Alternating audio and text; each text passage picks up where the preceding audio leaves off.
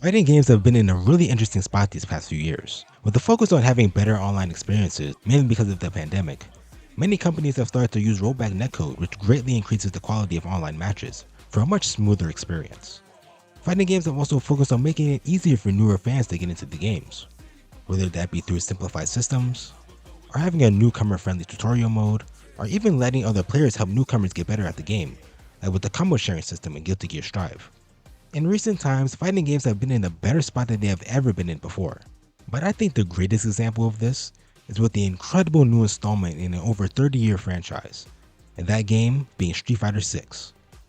Street Fighter 6 is absolutely amazing. It's the best Street Fighter has looked in a long time. It's so colorful and vibrant.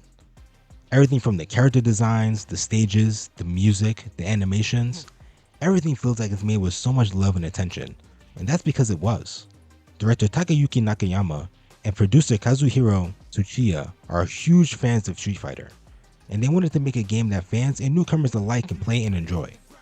You can see the results of this labor of love and passion by seeing just how many people have been playing and loving this game. Over 2 million copies and counting have been sold in just over a month, which is incredibly impressive when it comes to fighting games. So many new players that come aboard on this game that you can see that there's going to be an entire new generation of fighting game players since this game's release. So that's what I want to talk about today.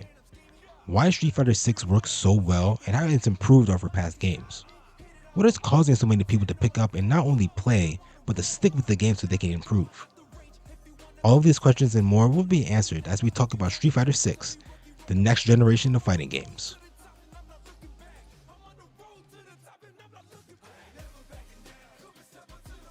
I'm going to break this video into 3 parts. First, I'll talk about the presentation and the visuals of the game. Next up will be the gameplay, and how Street Fighter 6's various systems make the game so much fun to play. Lastly, we'll talk about how Capcom used different modes and ideas so that new players can get better at not just this game, but at fighting games in general. The presentation of Street Fighter 6 is just amazing and is bursting with personality. What I really like is that they put the street back in Street Fighter, which is something that has been missing from Street Fighter for quite some time. Street Fighter 3 Third Strike was the last time Street Fighter was really street, with graffiti plastered on the stage backgrounds, to the announcer, to the incredible hip-hop influenced music. Third Strike really knocked out the park with its aesthetics. Street Fighter 6 follows in Third Strike's footsteps in more ways than one, but for the style they chose for Street Fighter 6, the artists and the developers really went all out. The art style is the best Street Fighter has looked in such a long time. It balances being hyper-realistic with being vibrant and artsy, all with the help of the RE engine, which has been putting in work for Capcom for quite some time now. Everything about the art in this game is so colorful and bright, it just makes the game so much more fun to look at. From the beautifully lit stages, to what the characters are doing on screen, using the drive gauge adds this graffiti-like effect to your character's actions. From Drive Rush causing this neon green effect to cover your character as you slide forward towards your opponent, to Drive Impact, which makes such a huge splash of spray paint on the screen, which gives Street Fighter 6 such a unique visual flair. The character's moves are also just as vibrant and brimming with detail, from the Hadokens looking beautiful as it flies across the screen. A little detail about the Hadokens that people don't usually notice, is that on the back of the fireball you can actually see the hands of the character who used it, making reference back to Street Fighter 2 when you can see the hands inside the fireball in that game. The special and super moves all have this level of detail and beyond for each character, and that in and of itself is a feat to behold. This shit is just crazy. Like bro, look at Ryushin Shoryuken. Right from the bright red backgrounds, to his muscles flexing, to the faces that Ryu makes, it all has this high level of detail. But not just that, it has this high level of love and passion, just poured right into it. And that's just one character. Every single character is made with this level of love. It just makes me so happy to see. Speaking of characters, let's talk about them, as these character designs are truly amazing. From legacy characters like Ryu, Ken, Cammy, and Chun-Li, to newcomers like Marisa, Manon, and Luke. The designs of these characters are all great to look at, and animate incredibly well during a match. The reimaginings of some of these older characters like Ryu and Dhalsim breathes new life into these characters, who have had the same designs for what seems like forever. Giving Ryu this sash and this hot Ryu beard from Street Fighter V really gives Ryu the air of a master, especially since in this game he has conquered the Satsui no Hado. One of my favorite designs for a new character is Marisa. Ever since we saw her in our reveal trailer, I've been wanting to see more of her, and I'm definitely not disappointed because her design is so cool. I really like the helmet hair. I know not everybody loves it, but I'm a big fan. It's such a unique design choice that I've never seen for any character in a fighting game, so good on you, Capcom designers. They really knocked it out the park with her gladiator armor, and the fact that she's just a big lady that loves to fight and makes jewelry. It really makes her endearing to me at least. You wanna know something though? Every single newcomer is just as cool and is made with the same amount of, I'ma say it again just in case y'all didn't get the message, love and passion. Manon, JP, Lily, and the rest of the newcomers are all incredibly well designed. And I'm sure if you're a new player or even a long-time player, one of these designs will appeal to you. You'll start cracking some skulls in ranked with these characters. Speaking of cracking skulls, let's talk about the gameplay of Street Fighter 6. Just to get it out the way now, this is easily the best Street Fighter has played since Third Strike in my humble opinion. It's fast, it's snappy, and it's incredibly cool looking. Everything about the gameplay is what fighting game fans love and so much more. What really sets this game apart is its main mechanic, which is the drive gauge. The drive gauge in this game is what makes the game as fun as it is, because like Third Strike, this mechanic is what allows for more options during a match. To be honest, I feel like the drive gauge, in tandem with the various combo routes you can take with each character, it feels like there are way too many options to consider in this game. But that is ultimately a good thing. Sure, the mental stack of what your opponent can do versus what you can do is very high. That's what leads to the intense yet fun gameplay that Street Fighter 6 provides. Drive gauge allows you to do three things. You can either drive parry, which stops all incoming attacks with cool animations for each character. You can drive rush, which allows you to extend combos, or if used in neutral by doing a drive parry and double tapping forward, you can close the distance between you and your opponent. Lastly, there's drive impact, which is an advancing attack that has armor, which can counter any attack up to 3 hits. If you counter an attack, your opponent crumples and you can get a full combo off of it. Or if you see a drive impact coming, you can counter it with your own drive impact so you can get a full combo as well. All three of these mechanics working in tandem with each other is what makes this game so mechanically dense, but also leads to the game being really fun to play. Like I said earlier, the more options you have, the more decisions you have to make. And the more decisions you have to make, the funner the game is. Let's use an example. In this game, and in all the Street Fighter games pretty much, I usually main Ken, which means I'm usually main a top tier character. Don't hate the player, hate the game. But anyways, if I'm playing Ken, and I'm fighting, let's say, Marisa, there are many options I can use to get in and take my turn. I can low forward into drive rush, I can standing heavy punch into drive rush or run, I can dragon lash kick her, I can drive rush in neutral to catch her off guard.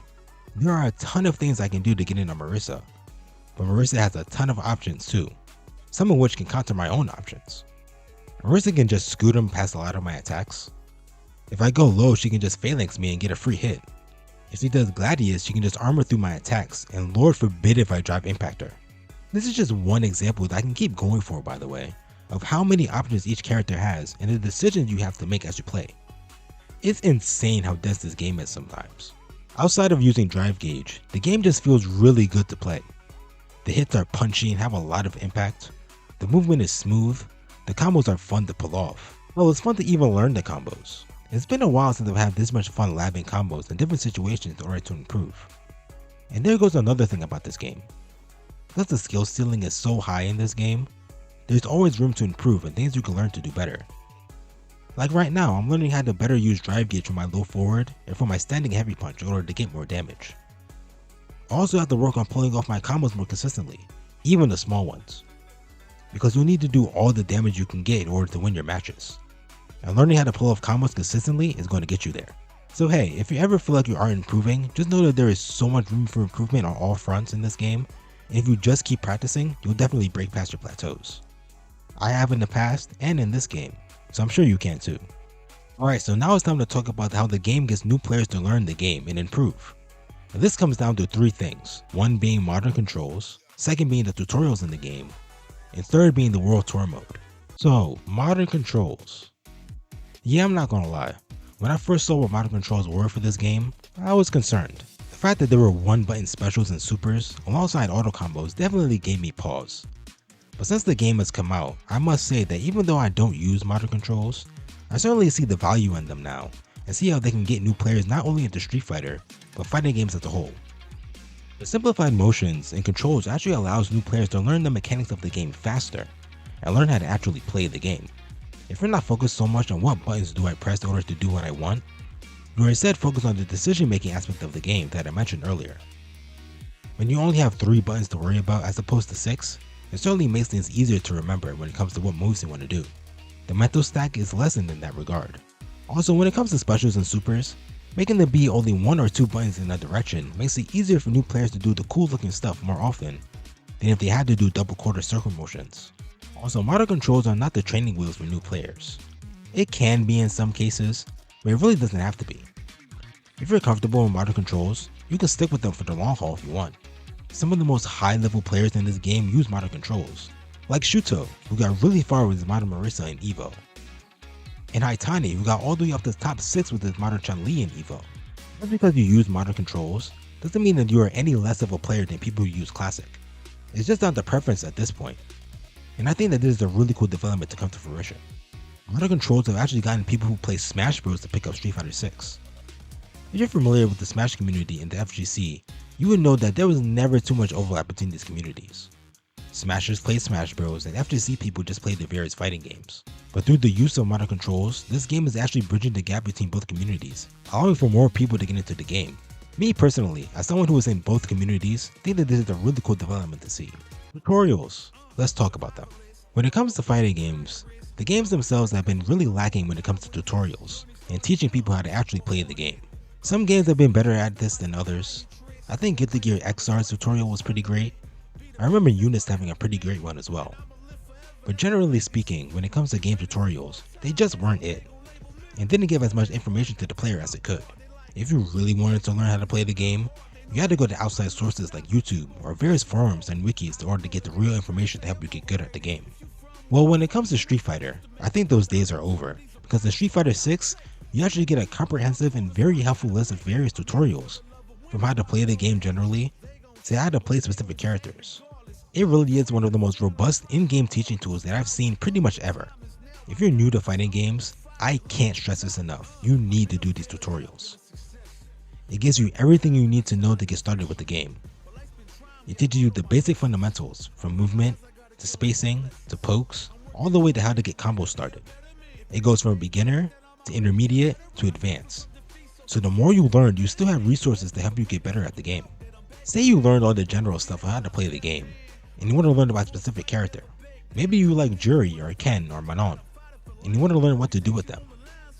Well, Street Fighter 6 has that covered too, with the character tutorials. If you ever want to know what to do when you're in a match with one of your characters, these tutorials are the way to go. From the fundamentals of your character, to how to get combos started, to how to use your character specific systems. These tutorials are really helpful if you want to get better at the game. From there, you can move on to the combo trials if you want. And then the Street Fighter 6 world is your oyster. And then there is World Tour mode. Easily the most ambitious mode Capcom has ever tried for any of their fighting games. A mostly open world mode where you take your created character fighter on a journey to learn from the best. This mode was made from the ground up as a love letter to various Capcom beat 'em ups and fighting games. It was also made for beginners to learn the ropes of the game, while having an entire world to explore. If you're looking to get into Street Fighter, World Tour mode is an amazing place to start. As you go through the story, you will meet various fighters from the game, and if you become their student, you can learn their moves. This gives incentive to the player to try out as many styles and movesets as they can, in order to see who really speaks to them. If you like how Marisa plays, just go over to Coliseum and become her student. That goes for every fighter in the game, including the various DLC fighters that are coming down the line. You can even mix and match moves from different fighters in order to create your own weird, unique moveset. While getting used to the different movesets, you can learn how to use the different mechanics of the game by playing minigames. These may seem like regular old minigames found in past Street Fighters, but these games actually teach you how to do the moves that various characters have. Take the pizza cooking minigame for example. That game teaches you how to do motion inputs from quarter circles, to charge motions, to combos. It's a very fun way to learn how to do motion inputs if you're not used to them. There are so many different minigames that teach you how to play the game, from how to do low and high moves, to how to do air-to-airs, and many others. Like I said, this mode was made for new players, so if you're a newcomer, come on down and explore the world of Street Fighter, and maybe learn a thing or two while you're at it. Street Fighter 6 is incredible. Like truly incredible. I was so excited for this game when it came out. and I must say it blew away all my expectations and then some. This is definitely one of my favorite games of the year, and who knows? Street Fighter 6 might go down as one of the best games in fighting game history. I think it's certainly on that path. And I can't wait to see how the meta changes and grows. And I can't wait for new players to get into the game and show us some cool stuff. One of the best parts about fighting games are the communities around them. And if you're a newcomer to the FGC with this game, I give you a very warm welcome and good luck on your journey through Street Fighter. Hopefully I'll see you kicking ass in ranked. Well then, my dear viewers, that's been enough from me. Make sure you like the video and subscribe to the channel, and tune in next time for something completely different. Peace.